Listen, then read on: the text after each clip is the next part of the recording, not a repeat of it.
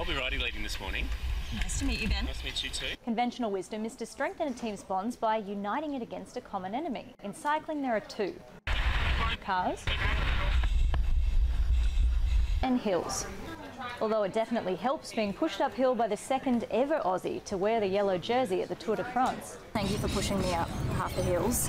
There's only a couple.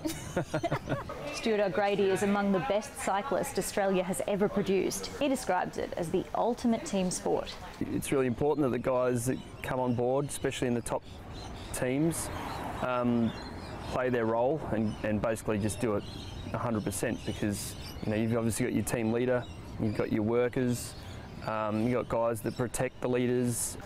Not unlike boardroom tactics, something this particular group knows all too well. There goes the CEO of Channel 10, CEO of Dymix, Credit Suisse's MD, another elite sportsman, telcos, manufacturers, financiers. It's no accident this bunch is chockers full of ASX 200 top brass. Selfie!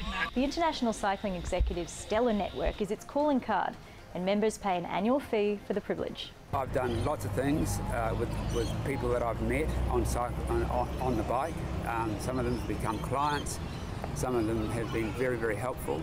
The other thing that happens with cyclists is that, and you see it in the inside there with the group from ACE or ICE, is that many of us ride and do it for a charity. QBE's former CEO is on what he calls cycling leave, and he's hunting for a new gig as he pedals. I had a discussion. It wasn't really an interview as such, but in other circumstances you could say it could have been with someone from the network. But because I knew them from before, and I've been cycling with them, I'd climbed up the hills of Balmoral with them.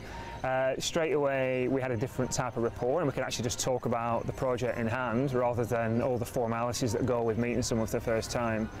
You can't really look at a group like the International Cycling Executives and use it as a case study for networking in this sport. But what I can tell you is that every C-suite level boss that we've seen here today, including Tour de France visitors, rides with a regular bunch, and that includes people from all walks of life. In my case, it's a group of mates now, so they've become long-standing friends. But they're lawyers, or they own businesses, or they're from the C-suite. And as I said, I've been riding with them for quite some time. It's pretty casual. And for those who missed the cut in the first 8 years of ICE, they're opening ranks. A slightly different model, or a different community that sits, I guess, alongside that CXO group, which will enable, probably the majority of those 14,000 people to also be part of the community, which is pretty exciting. Be careful what you wish for. These execs say while pedaling can enhance their work, it's also a nice way to forget about it.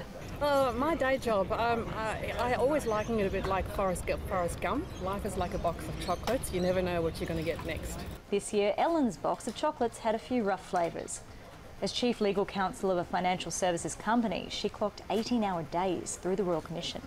When you're focusing on travelling up a hill, all you can think about is one foot in front of the other. As a legal counsel, you've got to obviously you have to keep your mouth shut, and so in a function you can be fairly isolated. So it is quite great to be able to connect with similar people in function roles over a social activity, especially when it involves exercise. And coffee.